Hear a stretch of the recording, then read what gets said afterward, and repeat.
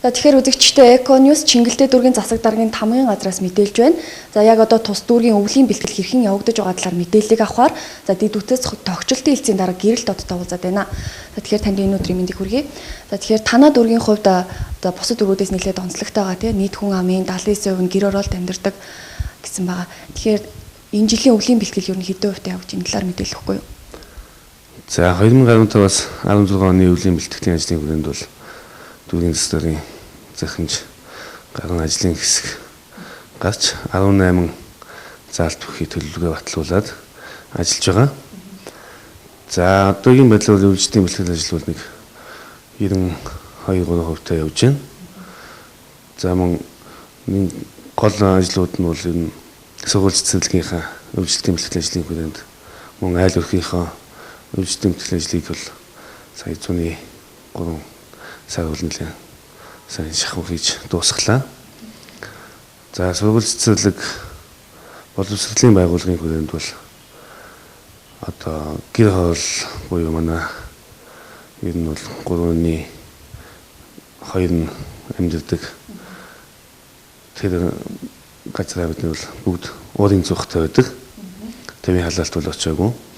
За энэ жилийн хүрээнд өнгөрсөн жилээс эхлээд одоо Динжи мянгийн орчин буюу 39 дугаар сургууль 108 дугаар цэцэрлэгээс нааш бол тэдний бол тэвийн халаалтанд толбох ажил бол одоо хийгдэж явж байна. За энэ бол нийслэлээс хийгдэж байгаа бас нэг ажил байгаа. За уурын зүгтнүүдийн хувьд бол бүх халаалтнууд бол сая 15-нд бүгд хийгдэж дууссан. Нөөцөө бэлдсэн. Засвар үйлчлэгээ хийгээд халаалтаа өгөө чигдэж явж байна. За төвийн хооронд бол айл өрхийн халаалт бол болон сургууль цэцэрлэгийн халаалт бол бас мөн хийгдсэн байгаа. Одоо бол ямар нэгэн доотлол гарсан юм бол байхгүй хэвийн халаалтын горимд шилжүүлээд явж байна. Тэгэхээр жилийн жилд одоо өвлийн бэлтгэлийг базаахад ер нь тулгардаг бэрхшээс хаадуудын талаар ярихгүй юу? Ер нь энэ жил хичнээн төгрөг ер нь төсөглөөд байна.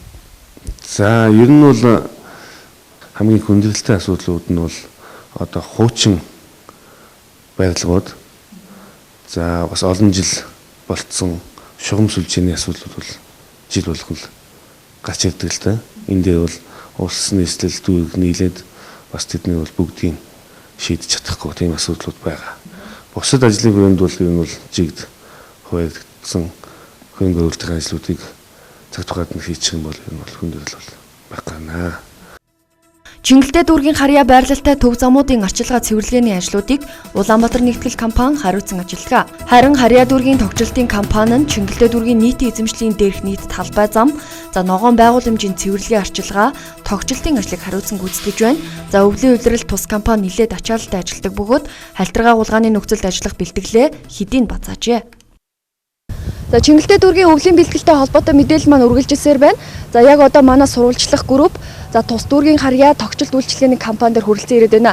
За яг одоо миний хажууд за тогтчлт үйлчилгээний компани дарга ган чимэг зогсож байна. За тэгэхээр танай тогтчлт үйлчилгээний бие бүрэлдэхүүн өвөлдөө хэрхэн бэлтгэж байна? Энэ үйл нэлээд хатуу үйл болно гэж ярьж байгаа шүү дээ. Дүүргийн хэмжээнд бол өвлөлтийн бэлтгэл ажлыг хангах ажил нь бараг 90% явж байна. Манай хувьд бол давсны нөөц болон бодис одоо техникийн багаж хэрэгцээлүүд бүрэн хангагдсан. Давсны нөөцлөлт бол таталт хийгдэж байна. Одоо 165-ны нэг давс бол нөөцлөд байна. Тэгээ техник хэрэгслийн хувьд бол бүрэн бэлтгэлээ хангагдсан. Тослосоо дугуй одоо техникийн ямар бүрэн байдлыг хангах тэр ажлууд бүгд хийгдсэн. Тэгэхээр за тогтчлт үйлчилгээний компанид маань ер нь хичнээн хүмүүс ажилладаг юм бэ те? Би бүрэлдэхүүний хадлаар манайх 140 гаруй ажилтнтай. За тэгээд нийт эзэмшлийн дам цалбарын цэвэрлэгээ арчилгаа огт төвөрлөлтөд хариуцдаг. За түүнчлэн тогтчлт үйлчилгээний ажилчдын өвлийн хувцас хэрэгсэл болон шаардлагатай багаж хэрэгслийн хангалтыг бэлэн болгосон талаар ярьж байлаа. За Чингэлтэй дүүргийн хувь нийт оршин суугчдын 70 орчим хувь нь гэр хороололд оршин суудаг. За тиймээс агаарын богтол утааны эсрэг хэрэгжүүлж байгаа төслийн хүрээнд тус дүүргийн оршин суугчдын дийлэн хувь нь утаагүй зуух хэрэгжилж энсжээ. За тэгэхээр Чингэлтэй дүүргийн өвлийн бэлтгэл 90 орчим хувьтай явагдаж байгаа юм байна. За тус дүүргийн хувьд нийт 170 мянган орчим хүн амтай бөгөөд за нийт иргэдийн 79% нь гэр хороолол, За 21% нь орон сууцад амьдардаг байгаа. За тэгэхээр тус дүүрэгт за төвийн халаалтын шугамд холбогдоогүй хид хідэн сургууль цэцэрлэг байдаг юм байна. За эдгээр сургууль цэцэрлэгүүд жилийн жилд одоо өвөлжилтийг маш хүндхэн давдаг талаар за албаны хүн онцолж байла. За энэ эдгээр асуудлуудыг шийдвэрлэхэд за их хэмжээний мөнгө төсөв мөнгөтэй холбоотой учраас за одоо хүртэл шийдвэрлэж чадаагүй байгаа юм байна.